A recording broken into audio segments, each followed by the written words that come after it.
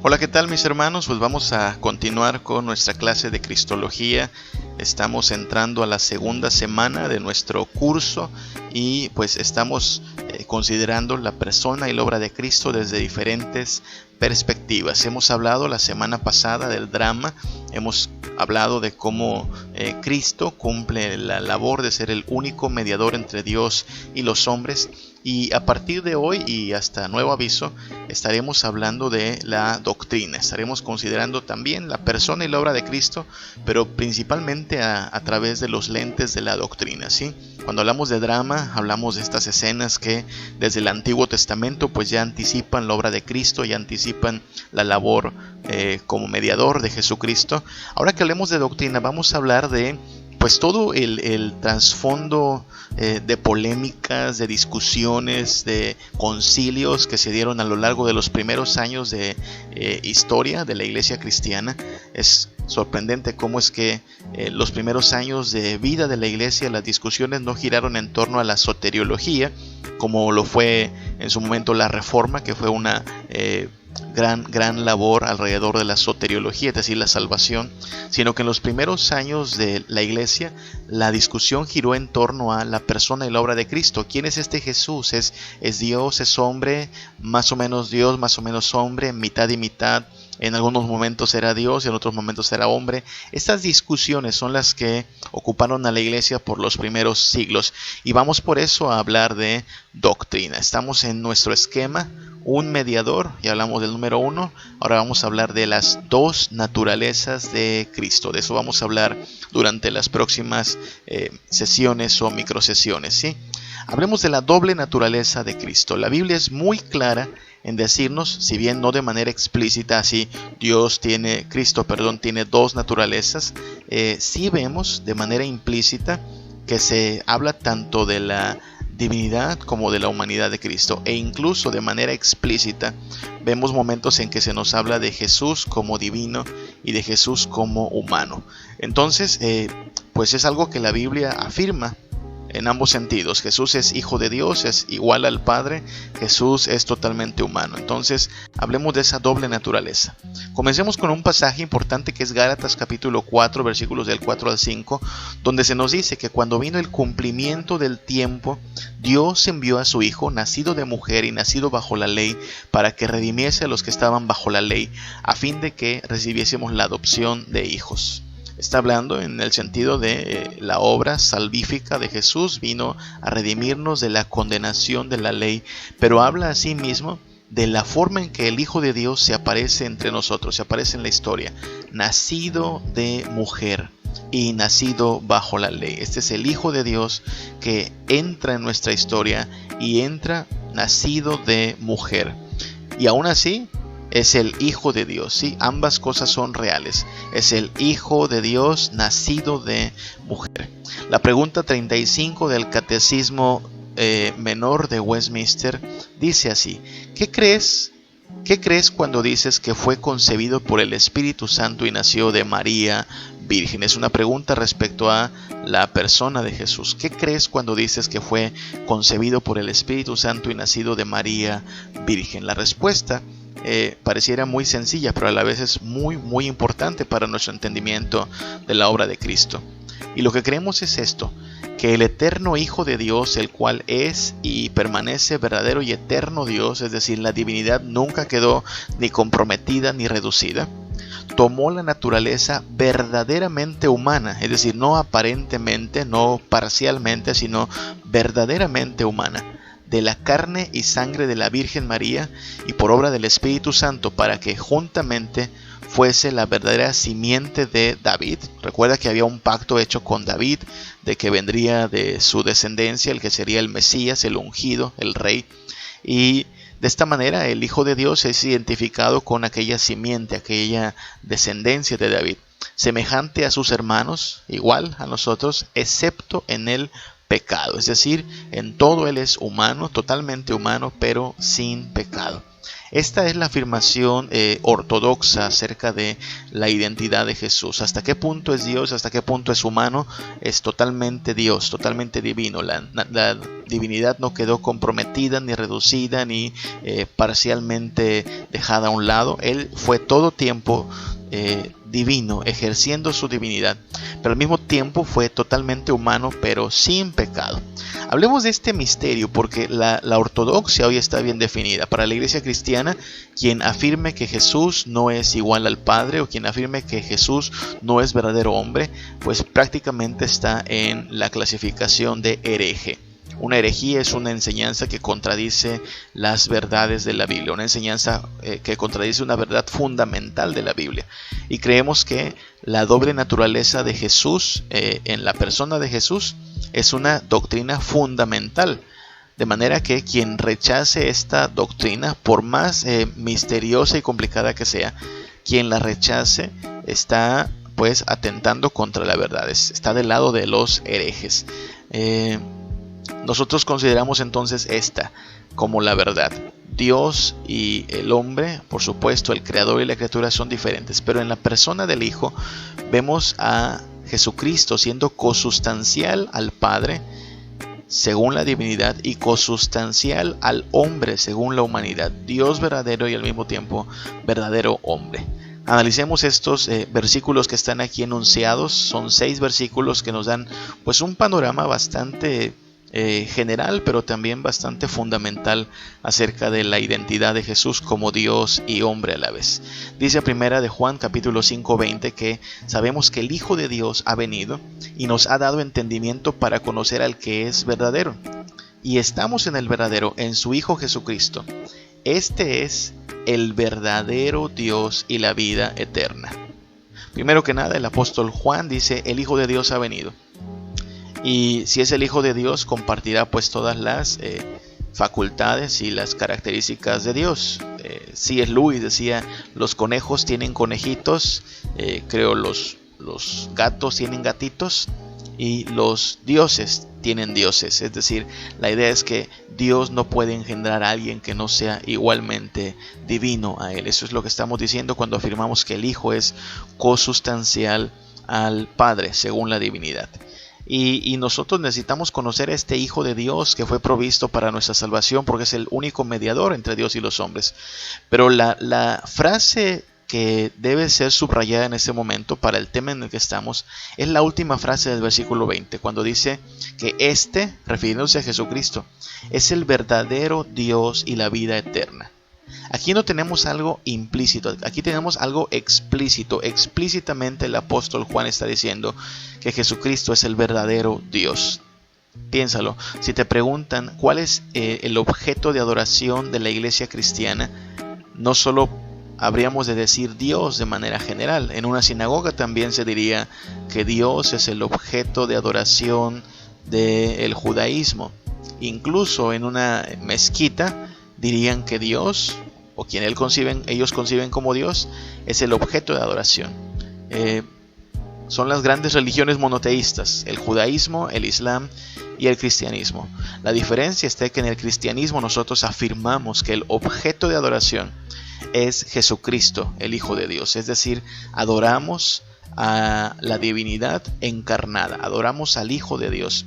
Es en nombre de Jesucristo en quien se eleva la oración, es en nombre de Jesucristo en quien se formula el culto de adoración. El homenaje es en honor a Jesucristo. Entonces, este es el verdadero Dios. Si te preguntan quién es el Dios al cual adoramos en la iglesia cristiana, sería muy coherente decir: nuestro Dios es Jesucristo, el Hijo del Padre, el Hijo engendrado eternamente por Dios, cosustancial al Padre según la divinidad, cosustancial al hombre según la humanidad. De esto estamos hablando cuando consideramos el misterio de la persona de Cristo, alguien que es verdadero Dios y verdadero hombre a la vez. Juan 17:3, el mismo apóstol Juan dice que esta es la vida eterna, que te conozcan a ti. Eso se lo dice Jesús al Padre en la oración que hace en Getsemaní. Esta es la vida eterna. La vida eterna consistirá en conocer eternamente al Padre, pero no solo al Padre, sino que que te conozcan a ti, el único Dios verdadero, y a Jesucristo a quien has enviado. Es decir, la eternidad se nos va a ir, aunque nunca acabará, pero vamos a dedicar toda la eternidad a conocer al Padre a través del Hijo. Porque a Dios nadie lo ha visto jamás, pero el unigénito Hijo de Dios, éste lo ha dado a conocer. Alguien podría decir, entonces no vamos a ver nunca al Padre. Recuerda lo que Jesús dijo a sus discípulos, quien me ha visto a mí, ha visto al Padre. Entonces, al ver la gloria del Hijo, al ver el esplendor de la majestad de Jesucristo sentado en su trono, seremos testigos de la gloria del Padre. Y la vida eterna consiste en conocerlo a Él. Colosenses 1 del 15 al 16 dice que Él es la imagen del Dios invisible, el primogénito de toda la creación, porque en Él fueron creados todas las cosas, las que hay en los cielos, las que hay en la tierra, visibles e invisibles, sean tronos, sean dominios, sean principados, sean potestades. Todo fue creado por medio de Él y para Él. Este pasaje ha sido malinterpretado desde la antigüedad. Desde los primeros herejes que dijeron que Jesucristo era la primera creación de Dios, es decir, Jesucristo está por encima de la creación pero por debajo de Dios. Es el primer ser en haber venido a la existencia siendo creado por Dios, porque eso es lo que muchos interpretan en la idea de que Jesucristo es el primogénito de la creación. ¿Ves? Ahí dice que es el primero en ser creado. Eso significa a lo mejor el primogénito de la creación, el primero en ser creado. No, eso no significa primogénito de la creación. Debemos de pensar en el término primogénito de la creación, en el término y en el contexto del judaísmo. Primogénito no como el primero en venir a la existencia, sino como el heredero, el que tiene la directa facultad del padre de familia para hacerse cargo de la herencia. Ese es el primogénito, es decir, todo lo que el Padre hizo lo ha otorgado también al Hijo. Todo lo que es del Padre le pertenece al Hijo. Por esa razón el Hijo es el primogénito de la creación, porque en Él fueron creadas las cosas. Fíjate que Jesús participó en la creación, pero la última frase dice que todo fue creado por medio de Él y para Él. Es decir, algo así como hablando en los términos en que hablamos nosotros cuando nos referimos al patrimonio familiar. Todo lo que yo hago como padre, todo lo que yo emprendo, todo lo que yo ahorro, lo hago pensando en mis hijos. Algún día ellos tendrán pues lo que yo pueda adquirir y les tocará a ellos administrarlo. Y tienen facultades para hacerlo porque son todas estas cosas para ellos. En ese sentido debemos entender la primogenitura de Jesús sobre la creación. No que fue el primer ser en haber sido creado, sino que es el Hijo de Dios que tiene toda autoridad para reclamar la herencia de su Padre, que tiene derecho sobre la posesión del Padre y que incluso el Padre hizo todas las cosas por medio de Él y para Él. Esa es la idea detrás de la frase el primogénito de la creación. Lucas 1:35 dice el ángel a María, respondiendo el ángel le dijo: el Espíritu Santo vendrá sobre ti y el poder del Altísimo te cubrirá con su sombra, por lo cual también el santo ser que nacerá será llamado Hijo de Dios. Nota cómo en la concepción de Jesucristo estuvo involucrado el Espíritu Santo, es decir, no fue por obra de varón, no hubo allí la participación de José para engendrar a Jesús en María, sino que el Espíritu Santo, por una obra sobrenatural, milagrosa, hace que María conciba y dé a luz a Jesucristo. Es por eso que el que está creciendo en el vientre de María durante esos meses es un santo ser y nace un santo ser. Y por eso María es madre de Dios.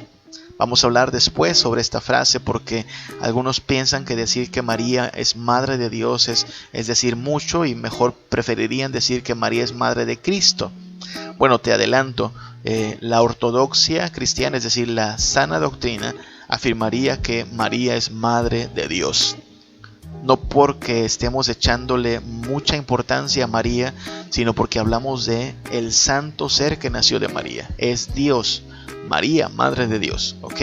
El Espíritu Santo estuvo involucrado en esa concepción tan especial, tan misteriosa para nosotros, pero de la cual depende pues el hecho de que tenemos en Jesús a un mediador que puede compadecerse de nosotros, pero que al mismo tiempo puede pagar en nuestro lugar las deudas contraídas ante la ley de Dios por haberla transgredido. Filipenses 2, de 6 al 7, habla de cómo Jesús se humilla habiendo estado en forma de Dios, no estima el ser igual a Dios como cosa a que aferrarse, sino que se despojó a sí mismo tomando forma de siervo, hecho semejante a los hombres. Este versículo ha dado mucha polémica, ha sido objeto de mucho debate a lo largo de la historia. Surgen a partir de este versículo, diversas controversias alrededor de lo que se llama la kenosis del griego, kenao, que tiene que ver con el vaciamiento. ¿De qué se despojó Jesús? Cuando dice Filipenses 2 que Jesús se despojó, ¿de qué se despojó en sí? Y hay quien hablaba de que se despojó de la divinidad, dejó a un lado la divinidad y actuó solo como humano, lo cual es inconsistente con la doctrina ortodoxa. Hay un credo que se formuló en Calcedonia, del cual hablaremos más adelante, y este credo habla de que las dos naturalezas de Jesús, la humana y la divina, no se confunden, no se dividen, no se separan, no mutan. Así es que decir que Jesús por un tiempo dejó de ser Dios o dejó su divinidad a un lado sería caer en una forma de herejía. No, lo que ocurre y de lo que está hablando Pablo aquí en Filipenses 2 es de la humillación de Jesús. No es que él dejó de ser Dios, sino que él, aparte de ser Dios, tomó la forma de siervo. Se despoja de esta dignidad de Dios, de esta majestad de Dios. No recibe el trato que recibiría Dios sentado en su trono, pero sigue siendo Dios, pero se ha humillado y ha tomado forma de siervo, hecho semejante a los hombres.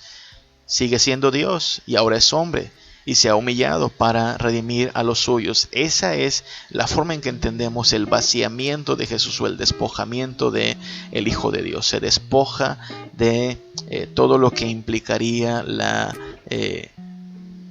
facultad de recibir adoración como Dios, toda la gloria evidente para los ángeles, evidente para el Padre, pero velada en un sentido para los hombres, porque viene en forma de siervo. Hebreos 4:15 nos dice también que no tenemos un sumo sacerdote que no pueda compadecerse de nuestras debilidades, sino uno que fue tentado en todo, según nuestra semejanza, pero sin pecado. Este Jesucristo, Hijo de Dios, ha experimentado toda clase de tentaciones, toda clase de experiencias humanas, las mismas experiencias que tú y yo tenemos desde nuestro nacimiento hasta la muerte, las ha tenido Jesús, e incluso en manera superlativa ha sido tentado en todo, pero sin pecado. En esto puede compadecerse de nosotros, sabe lo que es toda la miseria, toda la maldad de este mundo, sabe lo que es estar bajo el ataque del tentador, sabe lo que es la tentación misma, pero no sabe lo que es el pecado. Vaya, no ha experimentado en un solo instante el ser pecador. Esta es la forma en la cual entendemos el misterio de la encarnación de Jesucristo. Él es verdadero Dios y verdadero hombre, consustancial al Padre y consustancial al hombre, según la divinidad, según la humanidad. Él es verdadero Dios, la vida eterna consiste en conocerlo a Él.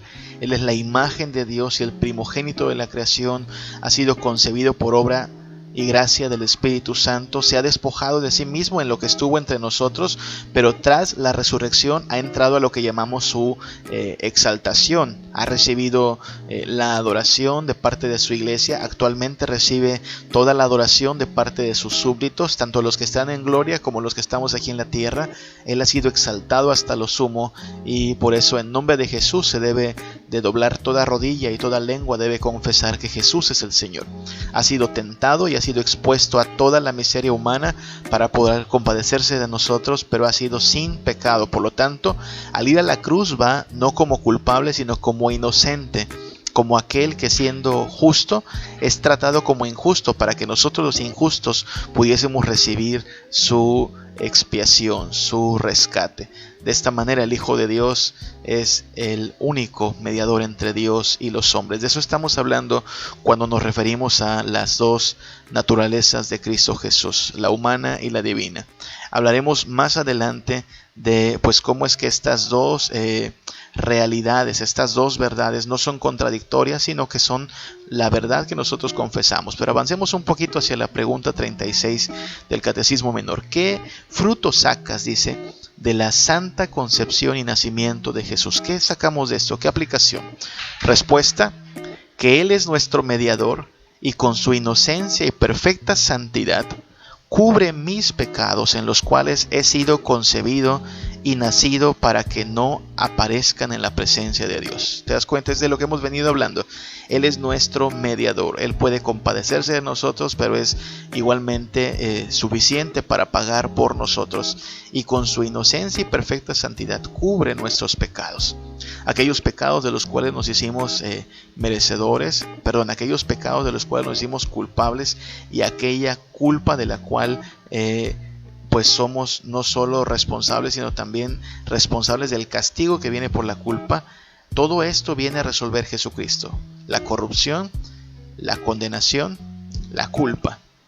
Y Él ha sido concebido como nosotros, como humano, precisamente para poder resarcir el mal que nosotros causamos delante de Dios, ante el tribunal de Dios.